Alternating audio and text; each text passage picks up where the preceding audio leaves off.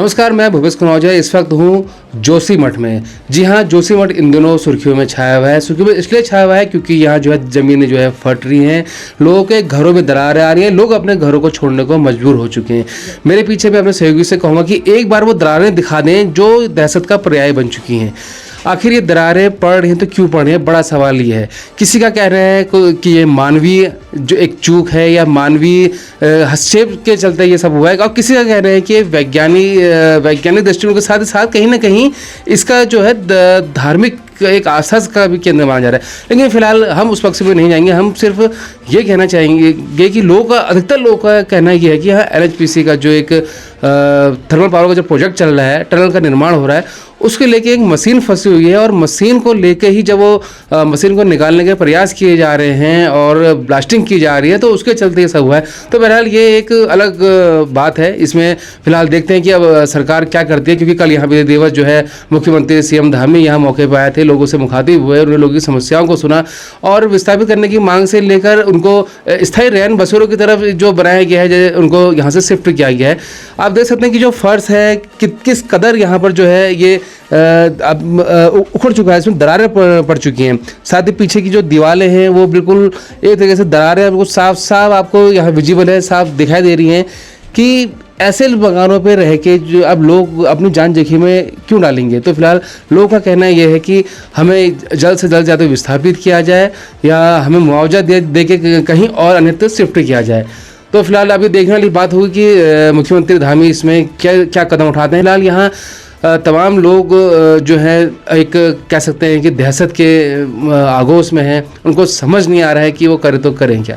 इसी क्रम में हम आगे और कई लोगों से आपसे मिलवाएंगे, उनसे जानने के प्रयास करेंगे कि अब जो ये जब सब हालात का सामना कर रहे हैं तो किस कदर वो इस सब चीज़ों को फेस कर रहे हैं। तो बने रहिए मेरे साथ, मैं आपको जल्द ही अभी लोगों से मुखातिब करवाऊँगा और जानना चाहेंगे कि आखिर जो वजह है क्या वजह है।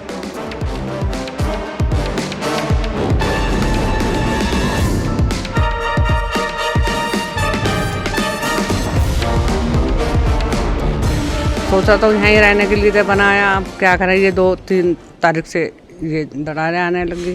अब कहाँ जाए, क्या सोच। सरकार ने कुछ नहीं है, सरकारी मकान में रह रहे। कल CM साहब आए थे, क्या कहा, क्या कुछ कह गए? बस अभी तो कुछ नहीं बोला उन्होंने, देख के चले गए वो। कितने सालों से रह रहे हैं यहाँ? हमको तो हो गए 50 साल से ऊपर हो गए यहाँ रहते हुए। अब ये सब जो घट रहा है इसके बारे में क्या कहना चाहेंगे आप? क्या वजह है कि जो ऐसा हो रहा है? अब क्या बताएं, अब ये तो सभी का हो रहा सर, हम क्या बता सकते हैं, इसमें तो कुछ बता ही नहीं रहे कोई भी, हम क्या बताएंगे। तो कैसे क्या सोच रहे हैं अब आगे क्या करने की सोची है आप लोगों ने? अब क्या सोचे, हम तो यही चाहते हैं कि हमारे अच्छे से कहीं कोई सेफ्टी हो जाए, कहीं अच्छे से हमें रखा जाए। और मेरे पिताजी नगर पालिका के कर्मचारी हैं और जिनकी जमा पूंजी से ये आज ये मकान बना था। इस मकान पे काफ़ी दरारें आ चुकी हैं जो ये रहने लायक नहीं है, जिसमें अभी हम सरकार से यही हम मांग कर रहे हैं सर कि अगर कहीं नया विस्थापन हो रहा है तो हमें भी विस्थापन में हमको भी घर मकान या तो बना के दिया जाए या फिर उसके बदले में या तो हमको जो पैसा वगैरह या कुछ और जो भी सरकार मदद हमारी कर सके वो हम चाहते हैं। मुख्यमंत्री आए थे कल, क्या आश्वासन दे गए हैं? क्या मुख्यमंत्री जी तो अभी उन्होंने यही कहा है कि जो जिनके ज़्यादा अगर दरारें आई हैं उनको विस्थापन किया जाए। तो अभी सर जैसे जिनकी स्थितियां थोड़ा ठीक हैं उनको अभी यहीं जोशीमठ में शिफ्टिंग किया जा रहा है, उनकी थोड़ी बहुत व्यवस्था बनाई जा रही है। ऐसा नहीं है कि सरकार नहीं कर रही है, सरकार भी काफ़ी कुछ कर रही है। कल मुख्यमंत्री जी आए थे हमारे यहाँ जोशीमठ में, तो उन्होंने भी यही कहा कि अगर जिनके ज़्यादा अगर परेशानी है, दिक्कत है, उनको विस्थापन दिया जाए, उनको घर मकान दिया जाएगा, सब कुछ दिया जाएगा, खाने की व्यवस्था, रहने की सब कुछ दिया जाएगा उनके लिए। और सर जैसे हम लोग बेरोज़गार हैं, सब कुछ हैं, तो आज पिताजी हमारे सिर्फ खाली सरकारी नौकर हैं, बाकी हम तो बेरोज़गार लोग हैं सर। जमा पूंजी में मकान बनाया था वो भी आज सब टूट गया है यहाँ जोशीमठ में हमारा।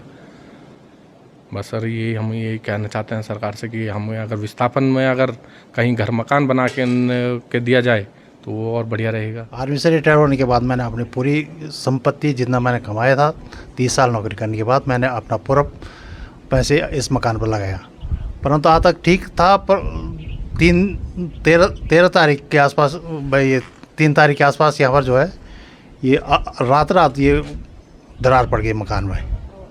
ये पूरा रोड का ऊपर से दरार पड़ी और एक कमरा मेरा पूरा क्षतिग्रस्त हो गया।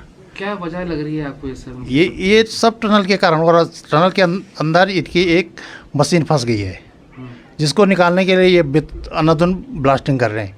इससे पहले पैनी में भी इसका पानी निकला था। इन्होंने सुरंग को डाइवर्स किया। अपनी मशीन वो वापस नहीं जाती इनकी मशीन, जिस आगे बढ़ेगी तो आगे ही बढ़ेगी। तो उसको निकालने के लिए उन्होंने बेतरतीब ब्लास्टिंग कर दी।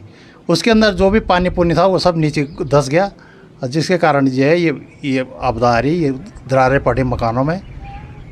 और इसके लिए सरकार कुछ भी नहीं करी। आज तक कोई टीम भी इधर घर में देखने नहीं आई। कल सीएम साहब आए तो वो भी तहसील में नहीं आए और नहीं उन्होंने कोई वो कार्रवाई की। बोला कि हम मीटिंग बैठाएंगे देहरादून जाके, फिर आप लोगों को बताएंगे, परंतु यहाँ पर कुछ भी उन्होंने संबोधन नहीं। वो तहसील में आए और नहीं सबके घर में गए, 1-2 मकान देखा उन्होंने, उसके बाद वो तुरंत निकल गए। आईटी में उन्होंने मीटिंग बिठाई और उसके बाद वो तुरंत निकल गए। 1976 में मिश्रा कमेटी एक आयोग बना था। उस आयोग में श्री चंडी प्रसाद भट्ट जी, जो रमन मैग्सेसे पुरस्कार विजेता हैं, वो भी थे। उस कमेटी ने स्पष्ट कहा था जोशीमठ एक मोरेन पर स्थित है, एक ग्लेशियर के पॉइंट पर स्थित है। जोशीमठ में भारी निर्माण कार्य नहीं होने चाहिए। जोशीमठ में 2 मंजिला से 3रा मंजिला भवन नहीं बनना चाहिए। जोशीमठ में अलकनंदा के तट पर बाढ़ सुरक्षा कार्य होने चाहिए। जोशीमठ के जो नाले हैं उनका ट्रीटमेंट होना चाहिए और यहाँ पर पर्यावरण की हरियाली को बढ़ाना चाहिए। ये मिश्रा कमेटी ने कहा था।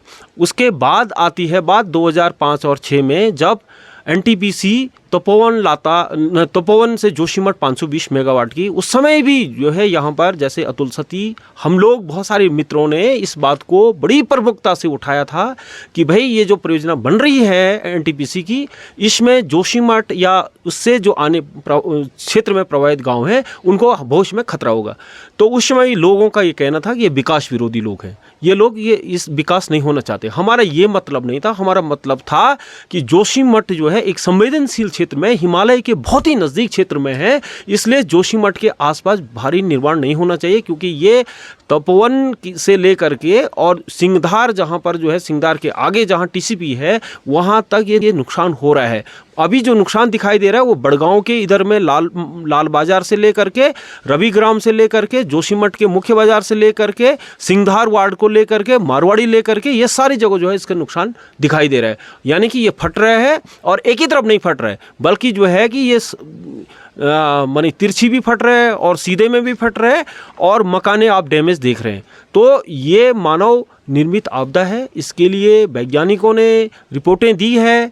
बहुत रवि चोपड़ा जो सुप्रीम कोर्ट 2013 की आपदा के बाद डॉक्टर रवि चोपड़ा कमेटी ने जो सुप्रीम कोर्ट ने बनाया था, उस कमेटी ने भी एक रिपोर्ट दी है। उस रिपोर्ट में स्पष्ट कहा गया था कि हाई हिमालयी रीजन में आप बड़े निर्माण कार्य को रोक दीजिए, बड़े बांध मत बनाइए। इस तरह की जो है भूमिगत टनल भी जो है कि ये खतरे की झंडी है, परंतु लोगों ने इग्नोर करके ये सब कुछ किया है। जोशीमठ के नीचे जो है एक बाईपास बन रहा है, उस बाईपास का भी अध्ययन होना चाहिए कि उसकी वजह से कहीं ये नहीं हो रहा है।